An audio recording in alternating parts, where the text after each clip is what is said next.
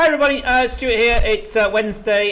US session has just started, and the equity markets got off to a strong start. There was some good earnings from General Motors. Sales were down for General Motors, but the earnings per share was much better than expected. So with regard to the forex market, dollars continued its bid. So this trend we were talking about this morning here on euro dollar just has continued. It's continued rippling down all day, and we're here at 113.83.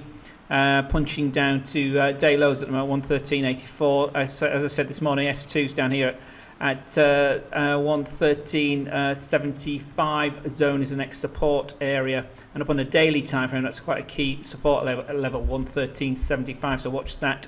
RSI still dribbling along here down in the low 30s, so still some weakness in euro dollar. Pound has literally gone sideways all day, not really waiting for, not with any clear direction. Also, it's capped by the pivot point currently at 129.76, and it's supported by the bottom of the Bollinger Band here at 129.38. So a very tight range for cable today. Aussie continued its fall as we talked about this morning, and it's actually collapsed now into S3, finding some final support down here at S3 at 71.25 zone. So it's gone sideways.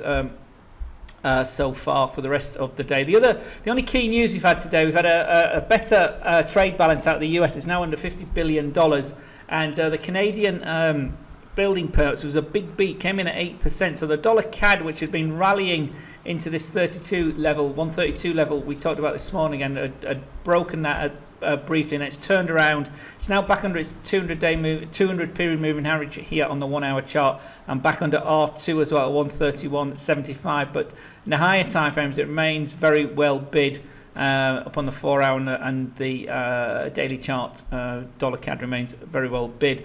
As I say, stocks got off to a strong start. They've dipped down earlier this morning, and then it's turned around and moved up. So GM was a very strong earnings per share beat, and we're back here at 2735 over the 20 period, and that's just triggered long here in this last hour here. That would have been the crossing EMA strategy there. We've crossed the blues over the yellow, we're over the green, and we're in. Oh, that would have been a long trade there at when did that close? 2733.42 would have been long for you on the S&P 500. First target would have been the ATR, whatever it is at the moment, 2.74 points. So it's probably already done that, hasn't it, all the way up there?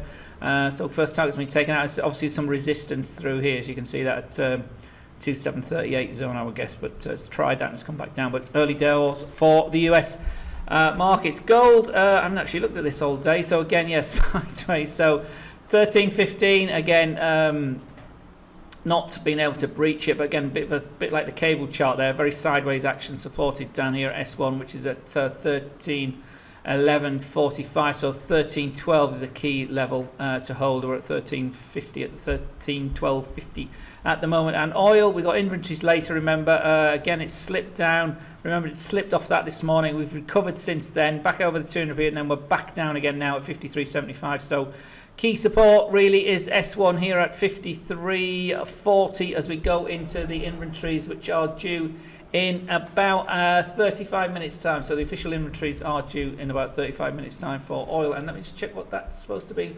We're looking for a build this week of 1.3 million barrels. So watch the oil price when the inventories come out later on. So trade carefully. We'll see you all again tomorrow, and see you then. Bye bye.